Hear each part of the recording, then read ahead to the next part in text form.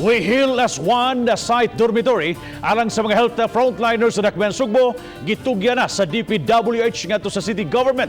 Haruhay og kompleto sa mga kagamitan nga maghatag og kasayon sa mga health workers nga magatiman sa mga pasyente. Ani ang report. Kini ang pasilidad nga gitukod sa Department of Public Works and Highways nga nimutang sa North Reclamation Area sa Dakbayan sa Sugbo.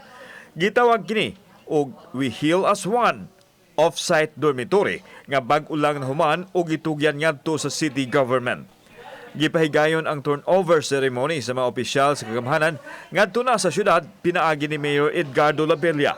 Aduna kini unom ka unit nga naitag 16 ka kwarto nga kapuy-an sa mga health workers nga gustong moistar. Well, of course, simbak ko lang kung mobalik og daghan, God forbid, quarantine facility gyapon. Gipakita ni Yvonne Kanya ang sulod sa dormitory. Doon na kini double deck nga higdaanan apan usa lang ang mahimong mookupar. Ana ay kaugalingong closet, CR ug aircon. Hamugaway usab ang kitchen area nga kompleto sa kahimanan ug ana usay laundry area. A priority nato ang CCMC and CCQC personnel, doctors and nurses. So naatay mga guidelines kung pwede na yung mga sobra nga space diri, diha na pwede makasud ang ato mga private personnel.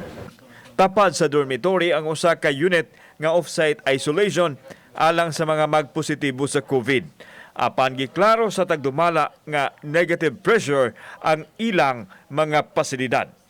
Kauban si Marlon Melgaso, ako si Alan Domingo. Balitang Bisdak.